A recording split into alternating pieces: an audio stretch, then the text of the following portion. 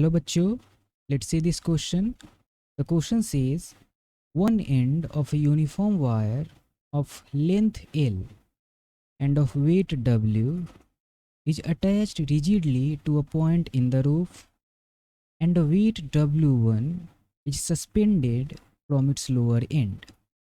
If S is the area of cross section of the wire, the stress in the wire at a height 3L divided by 4 from its lower end is, and we are given 4 options. Question में हमें given है कि एक L length की wire है, इसका मास, इसका wait W दे रखा है। ये वायर रूप से रिजिडली अटैच्ड है। इस वायर से एक वेट W1 भी अटैच्ड है।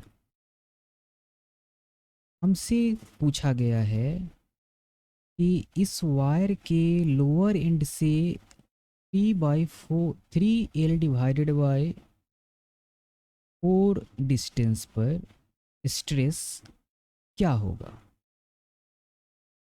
तो चलिए सबसे पहले हम डिस्कस करते हैं कि इस क्वेश्चन में की कंसेप्ट क्या इन्वॉल्व्ड होगा। तो जो की कंसेप्ट इन्वॉल्व्ड होगा वो होगा formula and definition of stress. क्या होता है स्ट्रेस का फॉर्मूला? स्ट्रेस को हम डिनोट करते हैं सिग्मा से, और इसका फॉर्मूला होता है F डिवाइडेड बाय A, जहाँ पर F होता है रिस्टोरिंग फोर्स और A होता है area of cross section.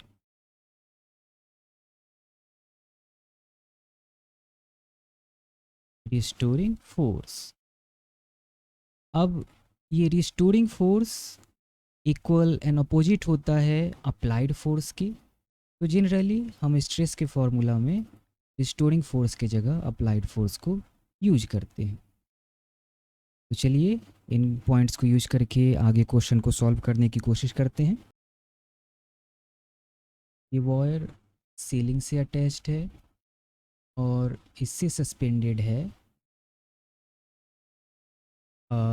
Weight of W1।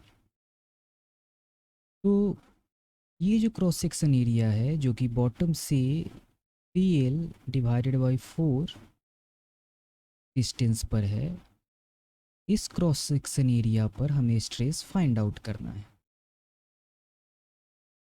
तो इस क्रॉस सेक्शन एरिया पर जो फोर्स अप्लाई हो रहा होगा वो इस सस्पेंडेड बॉडी W1 के कारण हो रहा होगा, और इस वायर का जो इतना लेंथ है, जो 3L डिवाइडेड बाई 4 लेंथ है, उसके कारण भी हो रहा होगा। तो चलिए पहले हम ये फाइंड आउट करते हैं कि 3L/4 लेंथ ऑफ वायर का वेट कितना होगा। तो L लेंथ के वायर का वेट हमें क्वेश्चन में W दे रखा है, तो यहाँ से 3L डिवाइडेड बाई 4 लेंथ के वायर का वेट हो जाएगा W divided by L multiplied by 3L divided by 4। यहाँ L से L डिवाइड हो गया तो हमारा 3L डिवाइडेड बाई 4 लेंथ के वायर का वेट आ गया PW डिवाइडेड बाई 4।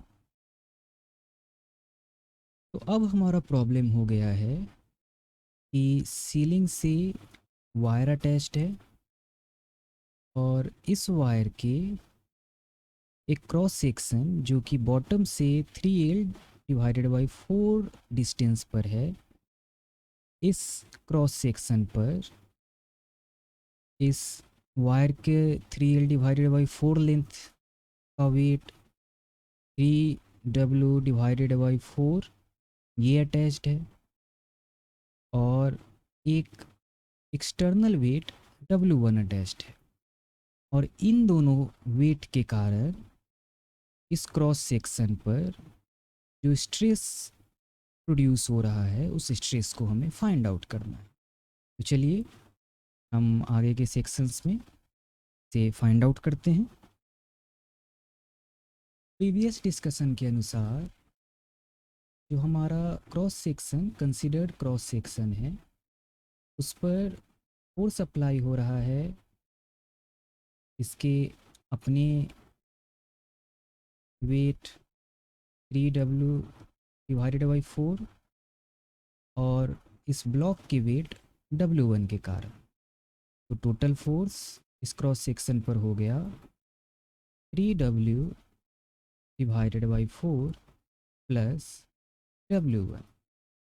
और क्वेश्चन में क्रॉस सेक्शन एरिया वायर का एस दे रखा है। तो हम जानते हैं कि टेंसाइल स्ट्रेस का फॉर्मूला होता है sigma is equal to applied force divided by cross section area A. हम एफ की वैल्यू है W1 plus PW divided by 4 whole divided by cross section area की वैल्यू है S। तो यही हमारा फाइनल आंसर हो जाएगा। हम ऑप्शंस मैच कर लेते हैं। ये हमारा ऑप्शन नंबर सी है। thus option number C is the correct option. Hope you understood it well. Best of luck.